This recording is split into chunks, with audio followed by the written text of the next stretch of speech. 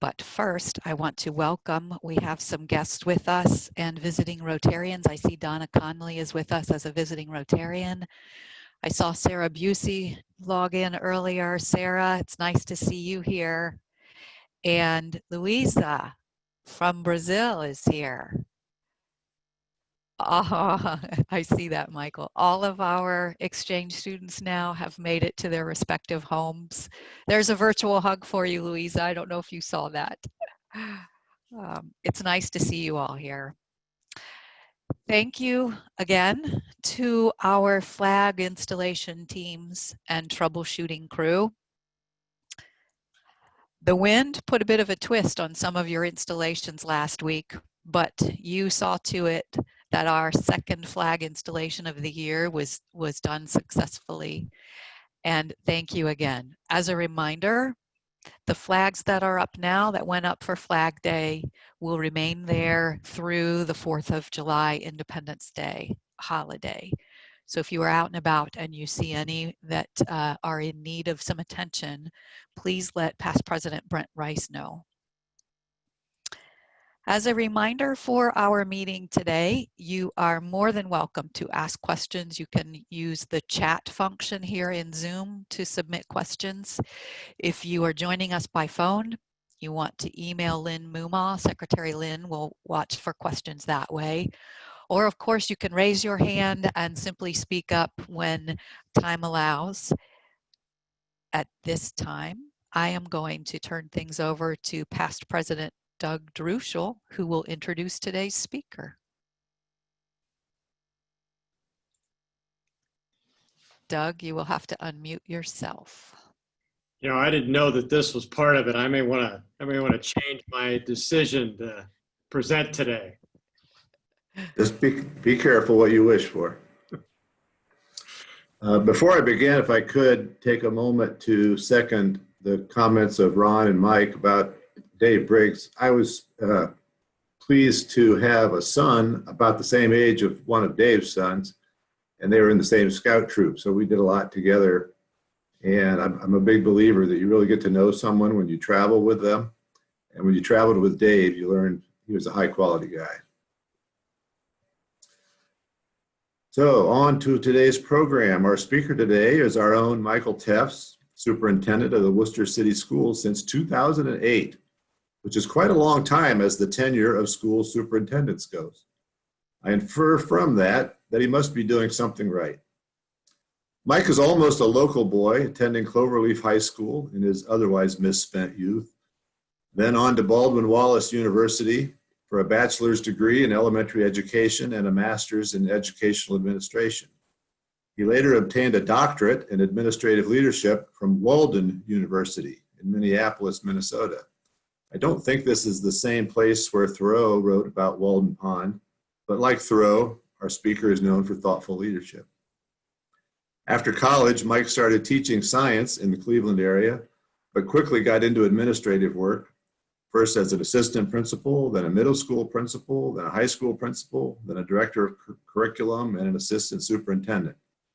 Just before arriving at Wooster, he was the superintendent of the North Ridgeville School District. Since being at Wooster, he's received many accolades and presented at many professional conferences, all too many to mention in a brief introduction. One thing that I found especially noteworthy happened in 2017, when our neighbors in the Smithville schools found themselves without a superintendent for a portion of a year until their new person arrived. And the Smithville schools asked Mike to serve as interim superintendent there, in addition to his duties at Wooster. I found this to be a pretty nice endorsement when a neighboring school district who sees almost firsthand the quality of his work and thought he was good enough to do two jobs at once. I've also had the opportunity to observe Mike in various contexts during his time in Wooster, and I think he's done an outstanding job here. A nice mix of pushing and pulling, nudging here and prodding there to help steer the ship in the right direction, always with an eye on what is best for student success. Combine that with a good sense of humor to help him get through the day, not to mention dealing with a former certain secretary of this club. Without further ado, I present our superintendent, Michael Tefs. Well, thank you very much. glad to be here and glad to share a little bit about the Wooster City School District. This is a fascinating time. I'll see if I can take control of the screen here.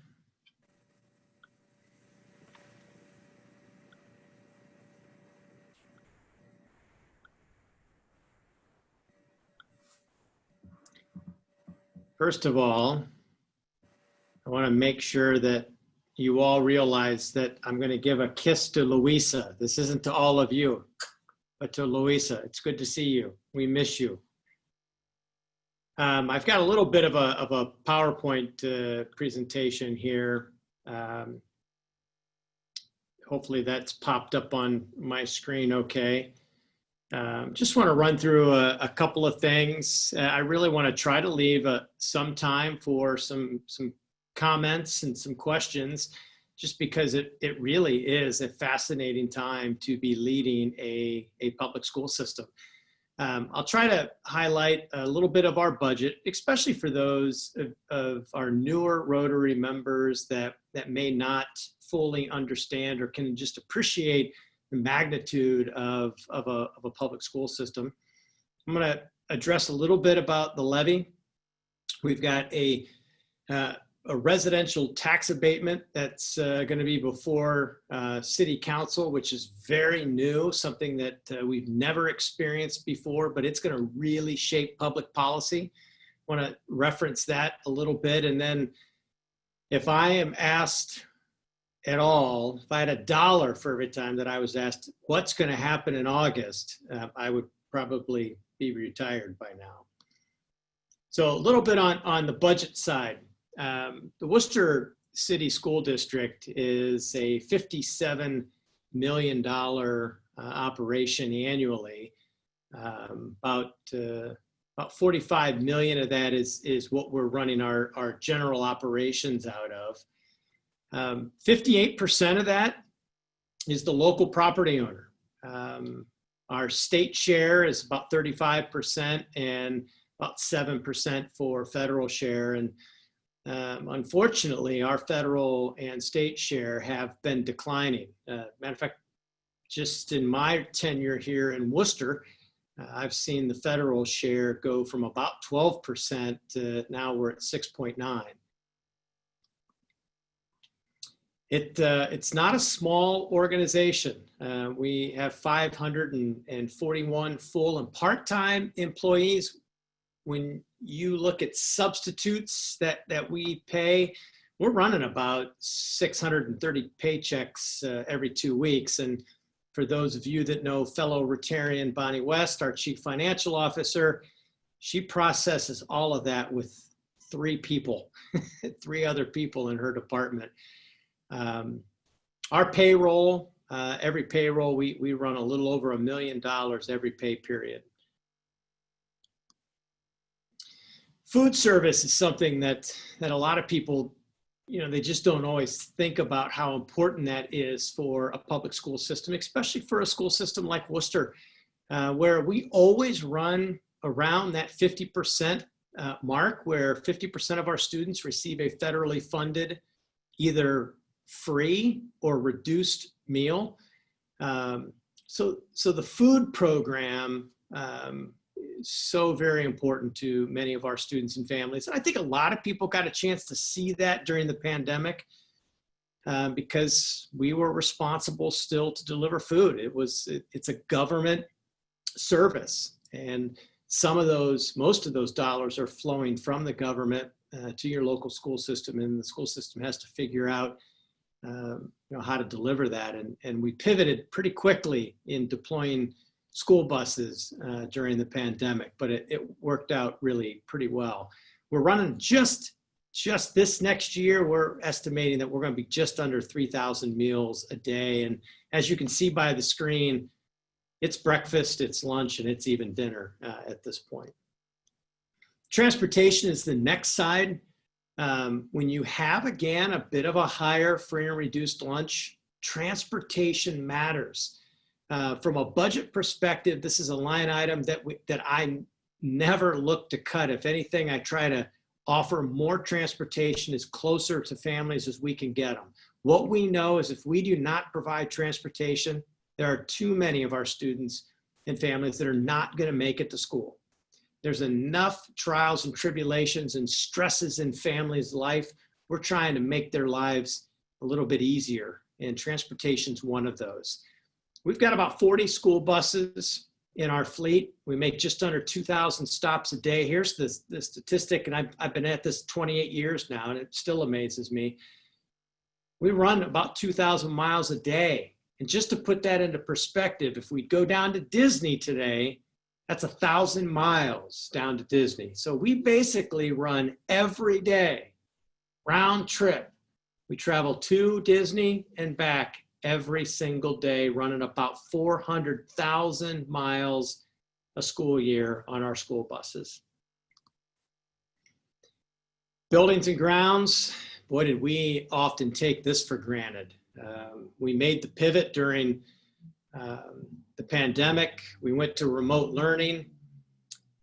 I do think that disruption often drives innovation, and we're going to see some innovation because of it, but we also found the limitations of technology. And that really, we see that from the wraparound services that we offer to many of our students and families. It's the social, emotional, physical aspects to meeting the needs of our students. We do that in 7 schools, or 7 sites total, 6 school sites, about 900,000 square feet of building that we need to maintain on just under 200 acres. So let's talk about the levee just here for a minute. Everyone saw these signs around town. Probably, as a life of a superintendent, might be the toughest aspect of the job. If there was ever a way that we could figure out to fund public education differently, I'd be the first one to raise my hand. I don't know how many times you have heard that the way we fund public education in our state's been deemed unconstitutional twice. We still have yet to really solve that. And what was that original lawsuit over? The over-reliance on the property owner. And we're seeing that right here in Wooster. I live here and I'm a property owner, and I understand it and feel it. So we ran a levee, and we really ran this kind of through the schoolhouse. Sometimes you'll run that through precincts in a city. It's so difficult to run these levees these days because they're so expensive. We depended a lot on social media, which means we reached a lot of people and we missed a lot of people. But we really tried to take it through the schoolhouse with 4,000 students and 500 employees. We felt like that was the best way to reach out. And on 1 minute, the levee failed. And then a little bit later, newly counted ballot pushes Wooster schools to a win. We did get a victory there, and to be honest, we felt like our polling was telling us leading up to Super Tuesday that we were doing very, very well. But during a pandemic, who do you know? I mean, it was so difficult. So once we did lose early on, we weren't a bit surprised because of the pandemic. It's why we made the statement even before the votes were counted that we had felt so much support during our campaign that if it did pass, and we certainly were not trying to be cocky or arrogant, but if it did pass, we wanted our taxpayers to know that we were going to delay collection on that levy for the first half of collection. So once we found out that it did pass, we still maintained that theory of action, and working with the auditor and Board of Elections to make sure that now happens. So collections on this levy would actually start on January 1st, 2021. So what we're going to delay is collection from January to June. So collection now would not start on this levy until July of 2021. And we're hoping that maybe by next summer, we can be a little bit through this pandemic and our voters will be in a better shape to see the tax increase. This is a difficult presentation to do via Zoom, but I'm gonna try to log off here for a minute and open up a different screen. This is a history of our levies. And though it's really a difficult screen to read just because of the size of the font, what I want you to just see is the color coding. Green is pass on the first attempt. Everything else is something failed, then passed, and failed and passed. And you'll see that here with line 39. The levy was submitted in May, here line 38, and it passed on line 39. That's the red yellow theme. You know, what you can see, and I really don't have an answer to this, but often levies fail in Worcester the first time, but they often pass the second time around. We find this is just so present in the history, but we also have, and we always, at least I have always felt in my tenure here, the support for public education by our community. The levy, the reason I bring it up, the levy that we just passed, that's the first time that the levy has passed on the first attempt in 42 years. And as I scan, you'll see that the last time that happened was in November of 1977. I bring that up because it does give us a bit of an indication of how people feel about their Worcester City School District. Operating levies, this was a 6.5 mil levy. Anytime you have to pass new money, it's expensive. These campaigns are difficult, and we just feel so very, very grateful for the support within our community. And now it's our charge to be good stewards of those taxpayer dollars. What we heard often in the campaign is that 10 years was a long time from 2010 to 2020. People knew the voter fatigue that was happening, that we were on the ballot every 4 or 5 years. We did a lot of initiatives to make that happen.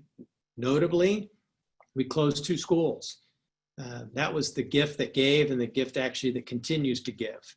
But you'll find that, I'm gonna bring that up here in a minute, that it's nice to be at capacity in your buildings, but when you start to grow, that does create some problems. I'm gonna go back to my slide here.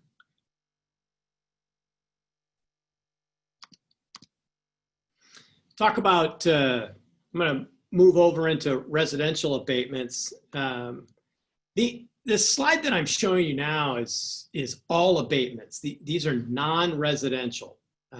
These are predominantly industry, manufacturing, commercial sector.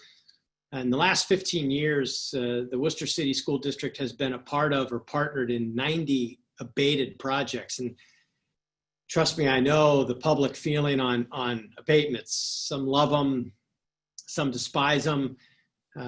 These abatements have brought in $143 million of new construction and 2,800 jobs in the last 15 years.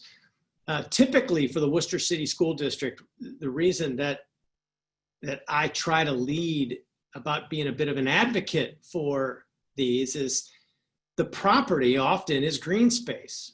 It's agricultural, might be bringing in $4,000 a year in CAUV taxes. Once it's fully developed, even if there's an abatement, and these abatements, let's say they run an abatement that's 75%, we're automatically starting to see an increase. And then when the abatement falls off in 10 years, it's significantly better for everybody. But we have no expenses on those because it's all, again, commercial, industrial manufacturing that we've dealt with so far. What we have before us now, and it's actually on City Council's agenda for tonight, is a proposed, what they call a TIF. That stands for tax incremental financing. It's a way to look at an abatement. It's funding a project with taxpayer dollars. This particular project is up off of Melrose Drive. It's 72 new homes. The average home price, we are being told, is about $200,000 a home. And for us, the school district would have some impact on this financially over a 10-year period. About $750,000 would be raised.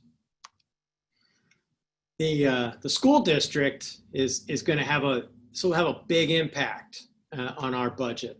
So immediately we know that we're going to have a loss to our district of $335,000, at least on the formula that I'm seeing right now. But the tougher part of this, what makes residential so different, is new homes will bring new students. So the census is telling us that we can look at about 1.5 students for every new home. So we're thinking roughly 100 new students. That's gonna be an expense of about 1.2 million, 1.3 million. We're looking at conservatively about a $1.6 million impact. So we just passed a 6.5 mil levy. This is nearly 3 mils of a 6.5 mil levy for one development. Now, on one hand, we have to grow the tax base. I'm a big believer that the number of property owners and taxpayers that we have now is not big enough to sustain all of the services that we pay for with our taxes. I personally would love to see the tax base grow. But at the same time, we have to be really careful at how much of that growth is going to be used with taxpayer dollars that typically funds the schools, and then where are we going to put the kids? This is a little chart that you'll see that talks about capacity. We have room for about 31 students at Cornerstone. Keene, we're over capacity by 74 students. Melrose, we're over capacity by 82 students. We're creative with our space. Worcester High School, probably by far the largest building we have at almost 400,000 square feet. We've got room for another 70 students there. So that's the building that we have the most capacity in. But the rest of our buildings are really pretty tight. So we're excited about growth. We know we would like to grow the tax base, but at the same time, we know it's going to have a big impact on our buildings. We have a master planning committee that is just beginning to start to think about the future, the next 50 or 100 years, and what do our spaces look like. We've got a long way to go before we ever make a recommendation from a master planning perspective. To finish up on the residential abatement, it's just going to be a really big debate of public policy for how are we going to support new homes. These are considered affordable housing, especially as industry and manufacturing grows. Where are they going to live? The question is do we want the taxpayers to fund the development? And that's going to be certainly a debate. The next is the COVID education recovery plan. And as crazy as this has been a lot of fun from a leadership perspective. I'm going to dive off of the PowerPoint. We created a new website. This is the Worcester City Schools website right here, the main splash page to the website. And in the far left-hand side, we've got a tout called Recovery Planning. Fellow Rotarian Becky Furlong, she even made it yellow to try to get it to stand out there. When you click on that, It'll take us to a plan dedicated to being fully transparent in what we're trying to accomplish as we open schools next August. This is the framework that we've built. When I say we, it's this group of people here, about 45 people, teachers, administrators. Really happy to have, for those of you that know Dr. Robert Leininger, infectious disease at Wooster Community Hospital. We've got great support from Akron Children's Hospital. And we feel like it's a pretty diverse group that will help lead the Wooster City Schools through this planning. But we've built this framework, and the framework in and of itself is going to have, and has already had, some interesting feedback politically. We are building our entire foundation off of the center public health. Everything that we do heading towards August is going to be driven by public health, the health and safety of our students and our employees. And as we build out from public health, we want to have a lens of equity where we say all means all, from our students with disabilities to our gifted students to our students of low socioeconomic status. All means all. We have to make sure that the plan that we design and develop next August is equitable for everyone. We want to have some coherence to the plan, and it certainly has to be flexible. We're going to have to be able to pivot very, very quickly. And then we've got 4 buckets that we're really looking at. Operations, which is the part of that is just the technology that we're going to need. What about our facilities, our transportation? The transportation is, as I mentioned earlier, so important to us. What we're hearing from a public health perspective, and we have not received the guardrails that we can operate within. We've seen a draft of those, and the current draft says that we can only have one student per seat on a bus. You saw the statistics that we ran earlier. I don't know how we're going to get our students to school if we physically distance with 1 student per seat. There's a new conversation that maybe they'll go to 2 kids per seat if they wear a mask. We're going to need to get everybody on that bus, as many kids on there as we can, but we have to do it with a lens of public health. On this bucket here is instructional and social emotional learning. The mental health of our students is really important to us. We weave that into everything we do instructionally. But what's our curriculum going to look like in August? How about our students? If we physically distance in our classrooms, are we going to have to use a hybrid model where some students will be in group A, maybe going on Mondays, and the group B goes on Tuesdays? I've already committed to our families that we're going to be part of the solution 5 days a week. So if we cannot have all of our schools in use, what other sites around town can we use? And what we're leaning into right now is that theoretically Group A would be in the Wooster City schools on Monday. Group B would be somewhere in the community. And we're going to have to find out where those spaces are, if that's a church, any facility out there. We're thinking of the Wayne Center for the Arts, which are terrific partners of ours. Noble Ice Arena. I mean, any place that we can find extra space. But how do you staff it? And truly, this is a community, if anybody can pull this off, it's Wooster. But the reason that's so important to me is because our families have made it very clear that child care matters. And that's almost, there was a time in public education where educators would almost feel like that was disrespectful as professional educators, that this, we're a whole lot more than child care. During a pandemic, we are a whole lot more. But child care is real. Moms and dads that need to go to work, we want to try to, from a systems perspective in the Wooster City schools, we want to provide the solution for our city.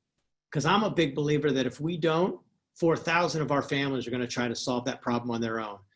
Why should 4,000 try to build that system when I think we might be able to do it by ourselves? Well, in partnership with the whole city. So instruction is a bucket. Our stakeholder engagement, which is what we're doing here with this website, trying to be transparent. And we're going to have to, resources are going to have to come into play. What's our budget? How much time do we have? The availability of our people and our facilities. We're going to present a draft plan to our Board of Education on June 30th. This is our timeline right here. And on July 7th, we are going to have a virtual town hall, much like what you're experiencing here for Rotary. A virtual town hall meeting July 7th at 6 o'clock, where we will review the plan that we presented to the Board of Education on June 30th and start to get feedback. It is a draft plan that we will present on June 30th. And we know that it's going to be flexible enough to grow with some of the feedback we get with from the community.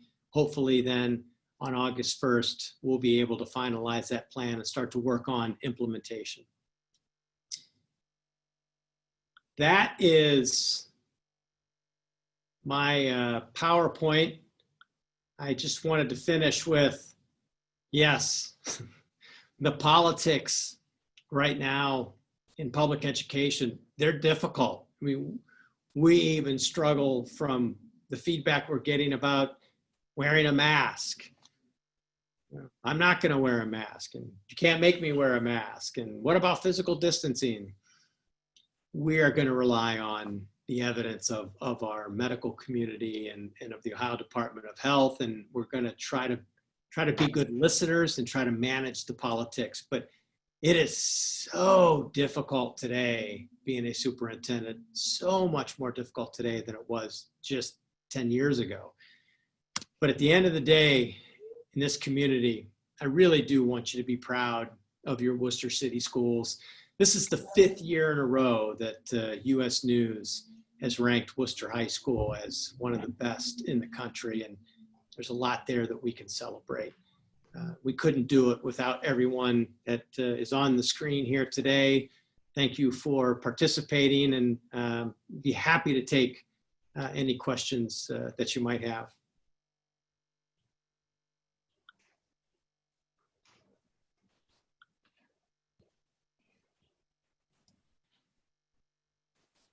I usually have that impact on a group. Surely someone has a question. Come on, Ron.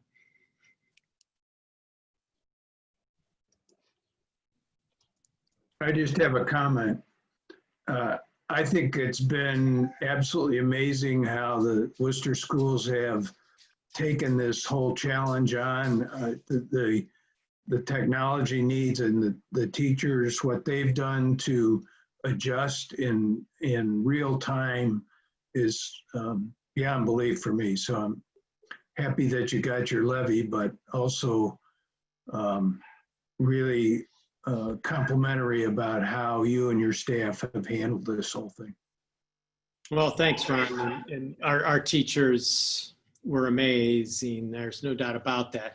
But we really were set up to do that. We've been using technology as a partner of ours, trying to help us work smarter, not harder, utilizing that technology in our classrooms, but then to fully deploy it, that it became the curriculum and the instruction was a much more difficult task.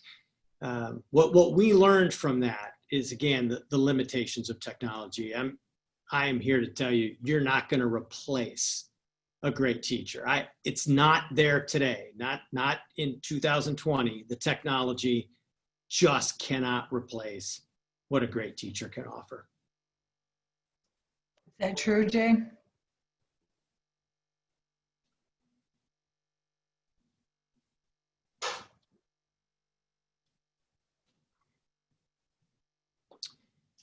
Well, thanks everybody. I appreciate it.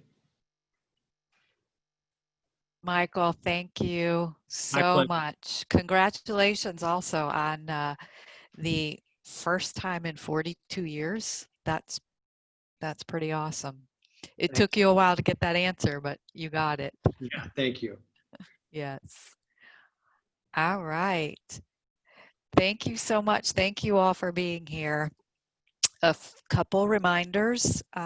One is the Rotary International Annual Convention, if you've probably gotten announcements about, is set to happen virtually this year rather than in Hawaii where it was supposed to be.